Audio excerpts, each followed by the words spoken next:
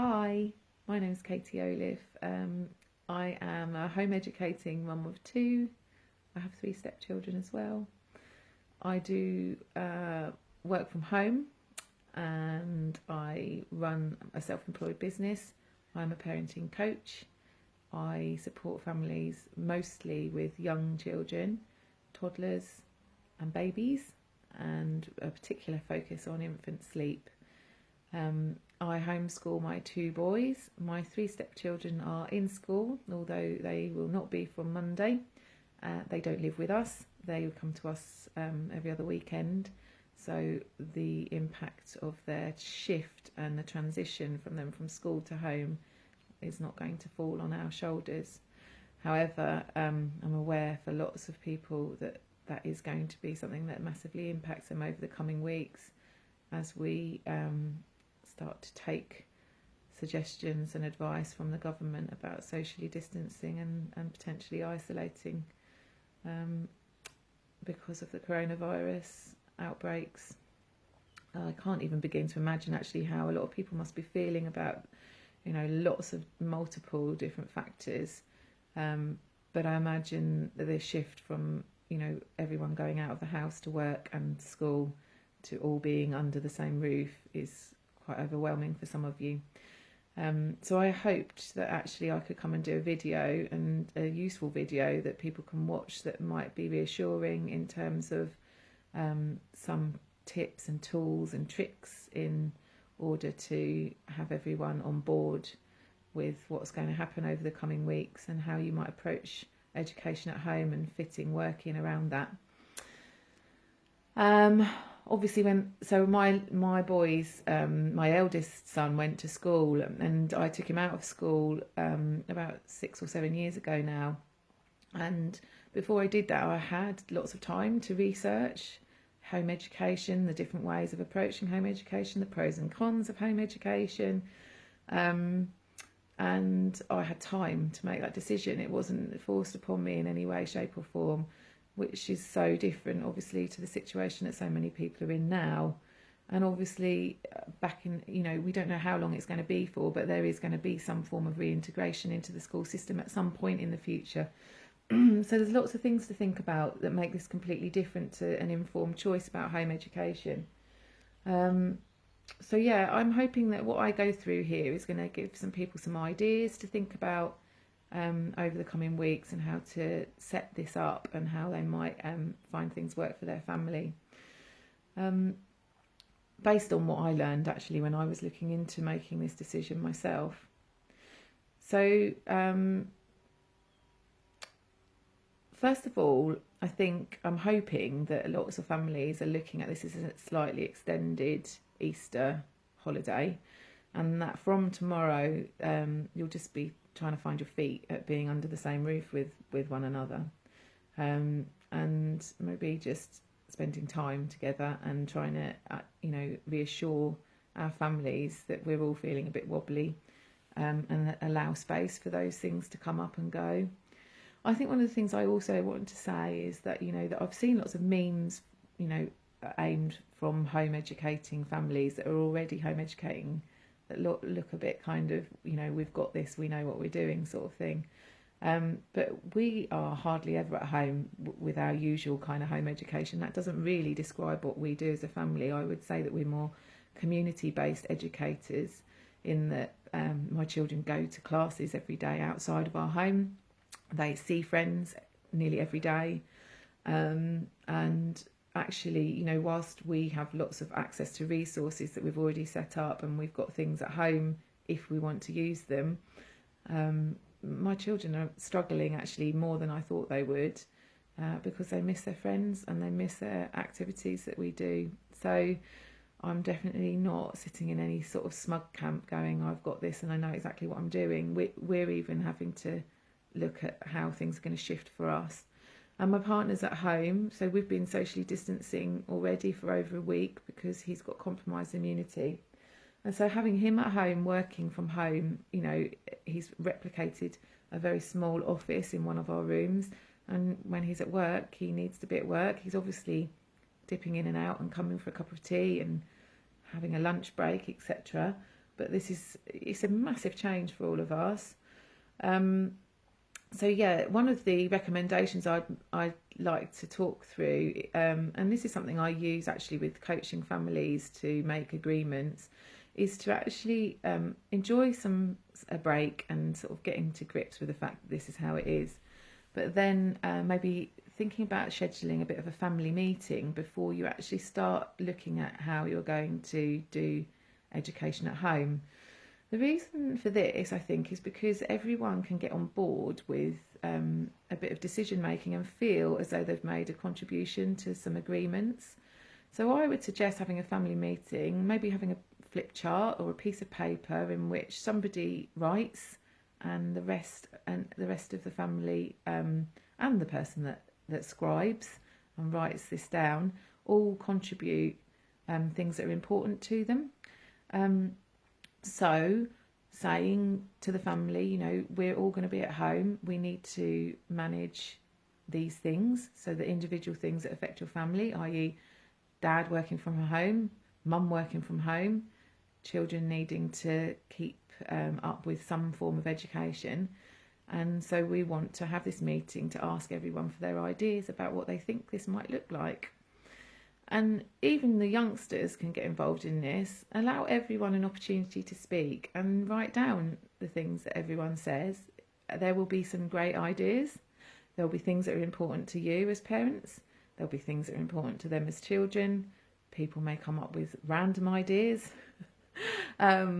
Give them all space and time. Write them down, and then try and filter them into a list that covers and ticks all of the needs that have been put down on the table.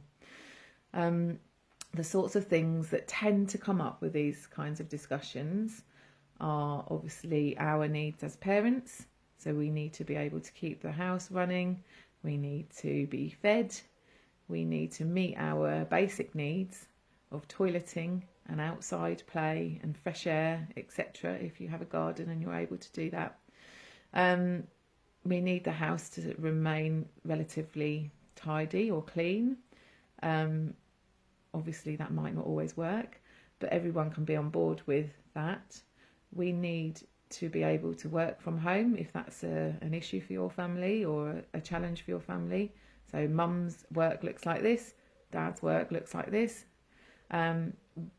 Parents may feel a need to make sure they're ticking certain education boxes, and the children's perspectives may be slightly different. So that may look different for different families. There may be children that absolutely love certain subjects and they definitely want to carry on doing them at home. There may be subjects that are important for parents that are carried on at home to some degree. And I imagine that one of the things that's going to come up for lots of families is going to be around screen time, and how you approach that in your individual families may vary from family to family. Certainly I know it's a topic that we spend a lot of time talking about in our home. And I am one of those parents that have done research and gone around in a full circle where I can see the benefits of self-regulation. I know families that do approach it in that way and it works really well for them. I know families of children who don't think their children can manage that, or they see detrimental side effects with their children from allowing self-regulation from screens.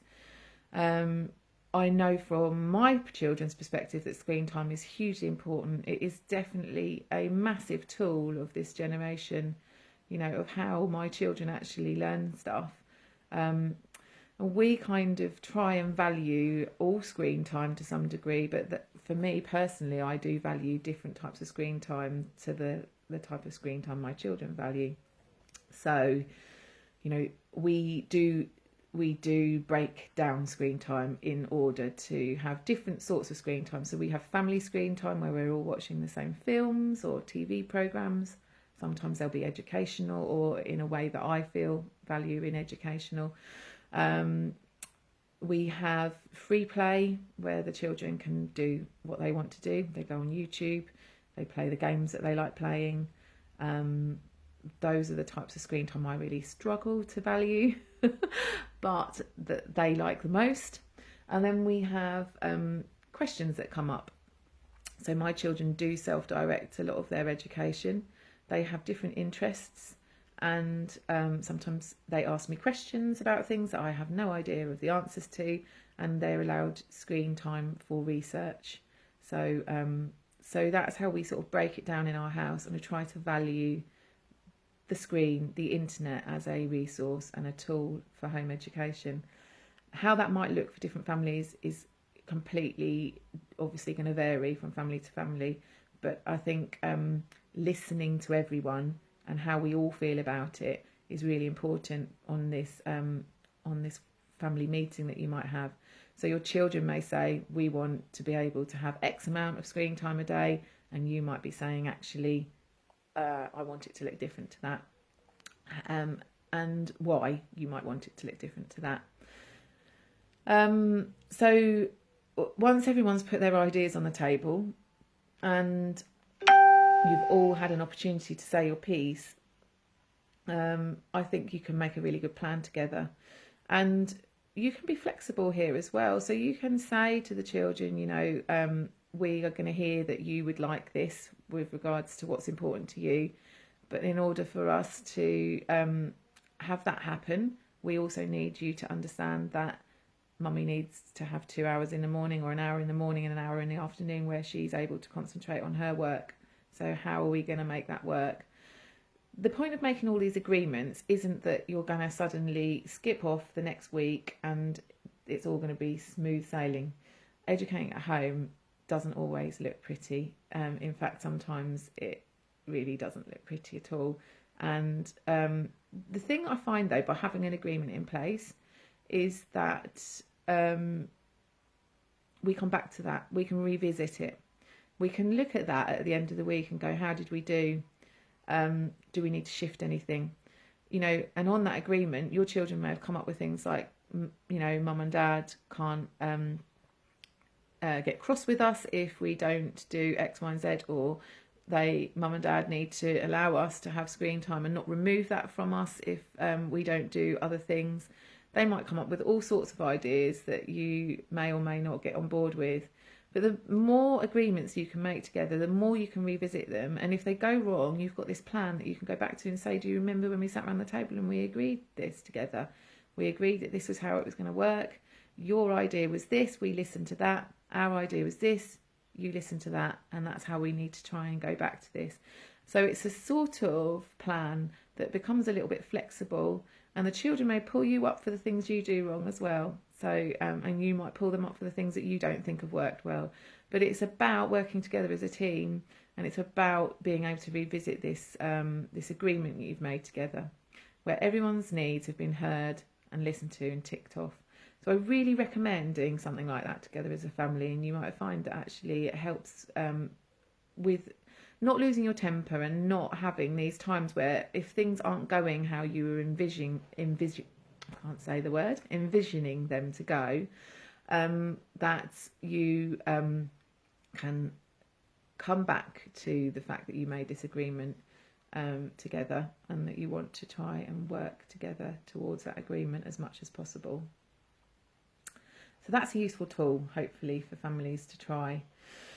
The other thing I wanted to talk about was when I was researching home ed, I was thinking, right, my son at the moment goes to school. I drop him off at around 9 o'clock and I pick him up at about 3:30.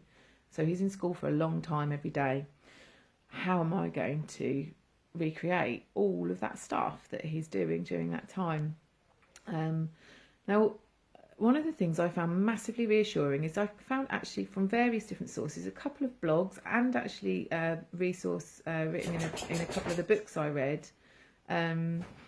And they were written by teachers, primary school teachers, about the rhythms of days in schools. And it was really, really eye-opening to actually break down the school day and understand what that looks like when you're teaching a class of 30-ish. And what they talk about is how, you know, from the moment that children get into school, we're not actually actively absorbing or learning in an academic way for that entire time that we're in school.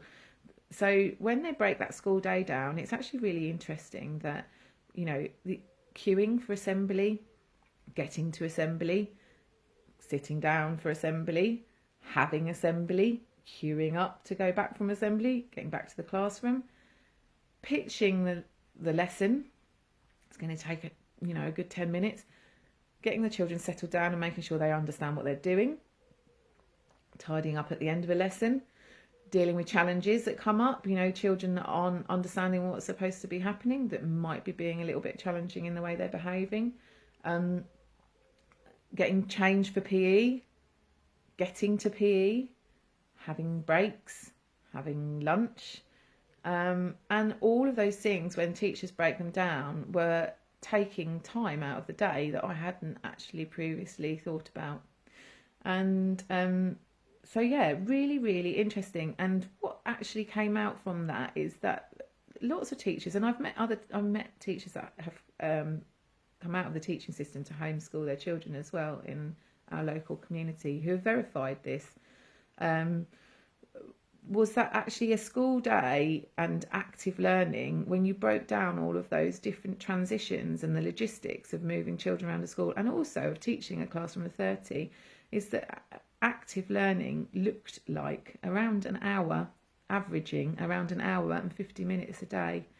Now that was like a huge relief to me to learn that, because I thought, I can actually imagine, if I'm going to approach education at home in a way where we're actually doing some form of sitting down learning, which is the sort of learning that I relate to because that's how I was schooled. And so I imagine a lot of people that have their children coming out of school are going to relate to education in that way, in the same way that I did. That I can probably manage an hour in the morning and maybe another half an hour in the afternoon, but also taking into account that it's really, really different talking to your children about something that they're interested in to something they're not interested in. So a lot of people might be able to make space for that. Your children will have freedom to ask questions in a way that's very different to when they're in school. And so the sorts of conversations that can happen, and how you can try and tune into valuing those conversations at home, and how much learning can happen if the question is a child-led question. So they're the ones asking the question, therefore they're interested in the answer, and how we might work the answer out together, because I don't know the answer to everything. And so I tell my children, I'm not sure about that. How can we find out the answer to that? We'll go off and research. We've got books, we've got the internet. We tend to use the internet a lot, but there are loads of online resources as well that I think are being shared a lot now in groups that are being set up for you guys. So yeah, that kind of learning tends to be absorbed in a different way for children than when I say to my children, right, today I think we're going to learn about X, Y and Z. I do periodically do that with my kids, because like I say, that's the sort of education I had, and it's really hard to get your head into a different space about how children learn. So periodically I'll say, today we're going to do some English, or we're going to do some maths. But a lot of the time, actually, how we incorporate English and maths and science into our lives at home is through the children's already very, very specific interests. One of my children likes baking. We incorporate lots of maths into that without us really saying that we're doing maths. My other child is massively into engineering and science, but we don't say we're doing engineering and science when we're looking at, he makes aeroplanes, he's into trains, he is always taking things to bits. At the moment, his current obsession is breaking and taking apart old computers and phones. But he's doing science on his own. I have no interest in what's inside a computer and a phone. I mean, I think it's marvellous, but I don't care about a lot of the things that they care about. But what I'm trying to say is that, given the freedom to explore, they're covering topics in a way that perhaps doesn't look like school to us. And they tell me stuff all the time that I literally have no idea how they learned it. I didn't teach them it, because they have the freedom to use the tools of their generation in a way that is meaningful to them. And they remember that stuff.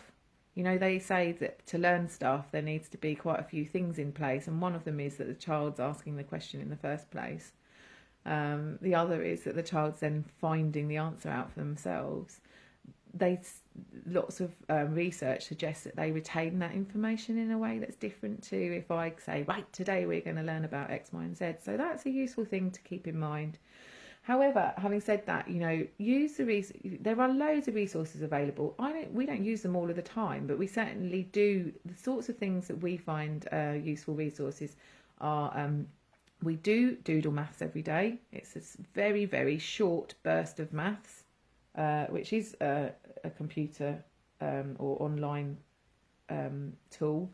We use Mystery Science, which again is another online science short science lesson.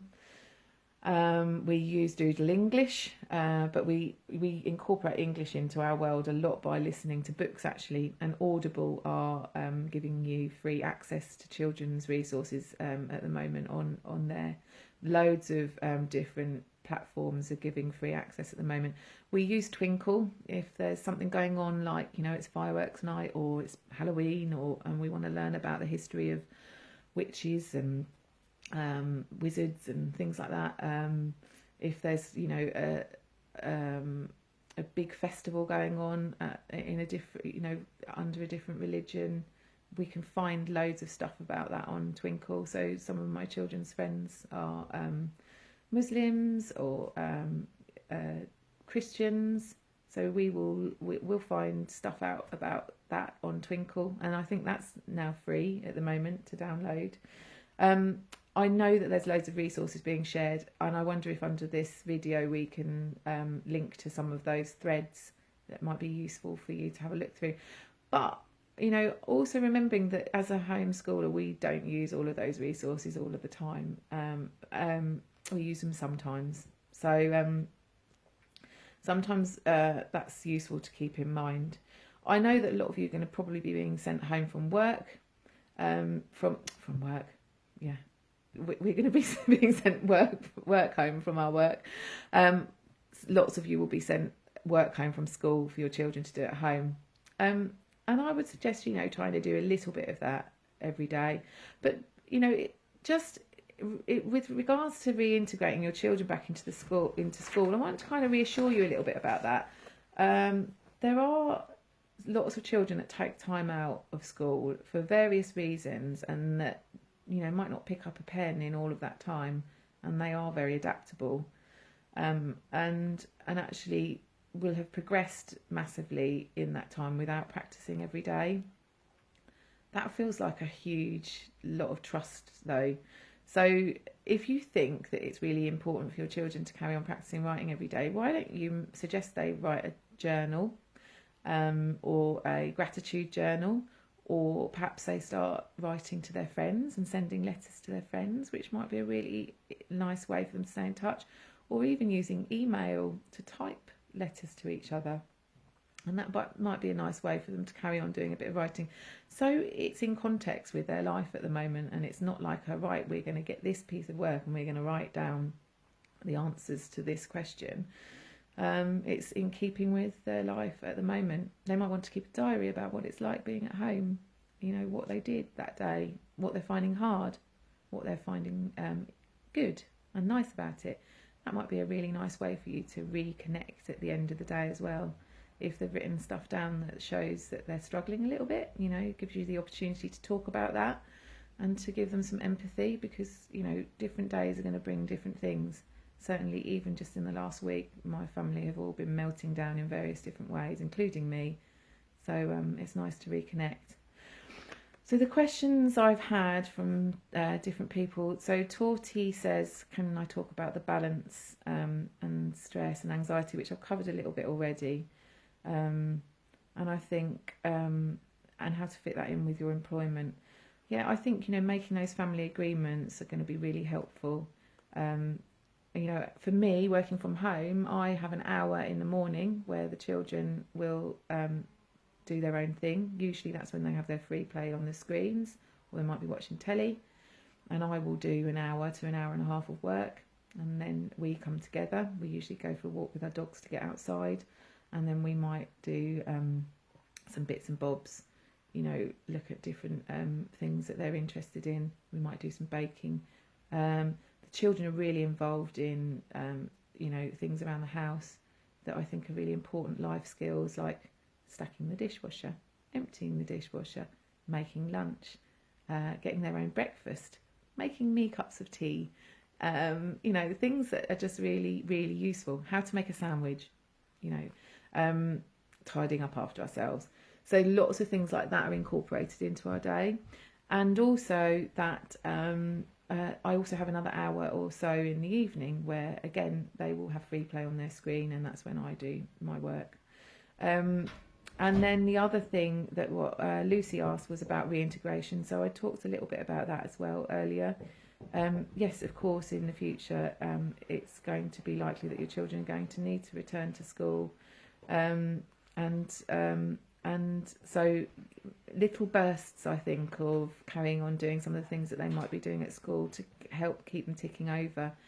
And it doesn't have to be sitting down for hours on end. If you think a school day of active learning, and that's if the child's paying attention as well and interested in what they're being taught, is averaging about an hour and 50 minutes of active learning, then maybe looking at that as thinking, well, if I'm doing 1-to-1 with my child, that's very different to 1-to-30. And I think, doing it half an hour here, a half an hour there, and a half an hour there, you're perfect. And actually, sometimes my children become really engaged in things really late into the evening. It's not necessarily going to happen at 9 o'clock in the morning when they would have started school. They behave very differently with their parents than they would with a school teacher as well. So try not to take that to heart. Good luck. And if you have any questions, come on here and do ask. I think Zoe and I, so I'm doing a live later on the mother side at 4:30. I'm probably going to talk about some of the things I've talked about on this video for CalmFamily. But I think later on, Zoe runs the mother side. She's another person who I work very closely with. She does loads of different things with families and supporting families. And I think we're going to try and set up some weekly Zoom meetings on the mother side to keep checking in with each other, because this will evolve. How you imagine you're going to do things in the first week may look different to how you're doing things in 3 weeks' time. I think giving yourself space and allowing those things to ebb and flow, and really just trying to work hard at being connected with your children, looking after each other, not getting stressed, and trying to make this as enjoyable as it possibly can be. Sometimes that might mean that everyone needs their own space, and we might all have a big shout at each other, but try and reconnect with each other afterwards. And don't think that there's anyone getting this perfectly spot on.